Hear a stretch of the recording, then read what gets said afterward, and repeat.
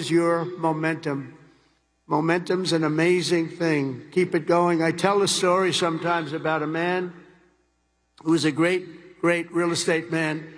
He was a man who was admired for real estate all over the world, actually, but all over the country. He built Levittowns. He started as a man who built one house. Then he built two. Then he built 5. Then he built 20. Then he built 1,000. Then he built 2,000 and 3,000 a year. And he got very big, very big. He was great at what he did. You see him all over the country still, Levittowns. This was a long time ago, but he was the first of the really, really big home builders. And he became very rich, became a very rich man. And then he decided to sell. He was offered a lot of money by a big conglomerate, Gulf and Western, big conglomerate. They didn't do real estate. They didn't know anything about it, but they saw the money he was making. They wanted to take it to a public company. And they gave him a lot of money, tremendous amount of money, more money than he ever thought he'd get.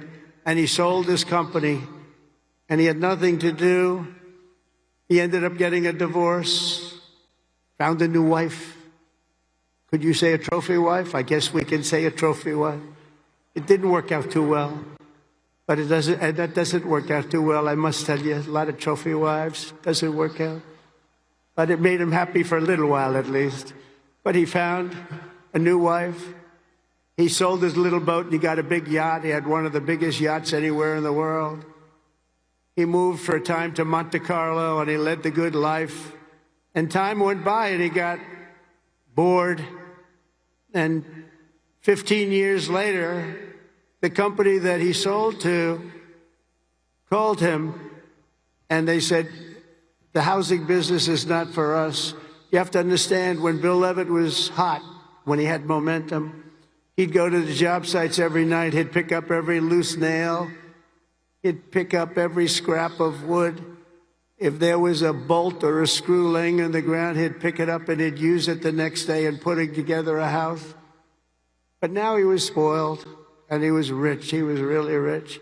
And they called and they said, this isn't for us, this business. We do other things.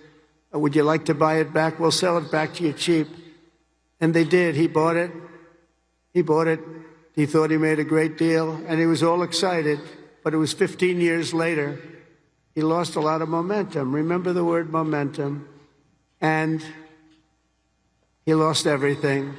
It just didn't work. He lost everything. And I was sitting at a party on Fifth Avenue one night, a long time ago. And you had the biggest people in New York, the biggest people in the country, all in that party, and they were all saluting each other, how great they were. They were all telling each other, I'm greater than you. Gets to be really, gives you a headache sometimes. But they had all these people, they're telling their own stories about how fantastic, a cocktail party, and I looked over, and I was doing well. I was invited to the party, so I had to be doing well. I was very, very young.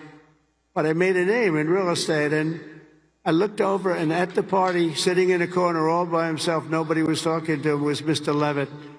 He had just gone bankrupt, lost everything. He had lost everything, his home, everything. And I went over and talked to him because he was in the real estate business, and I loved real estate. And I said, hello, Mr. Levitt, how are you? He said, hello, Donald, it's nice to meet you. He knew me from being in the business. I said, so how's it going? He goes, not well. It's really not going well, as you've probably read. It's been a very, very tough period for me, son. I said, so what happened? It's just anything you can do? He goes, no, there's not a thing I can do. He said, I'll never forget. He said, I've lost my momentum. I just didn't have it. I used to have it, but I lost my momentum. So it's a story I tell. And you have to know when you have the momentum, but sometimes you have to also know when you've lost the momentum.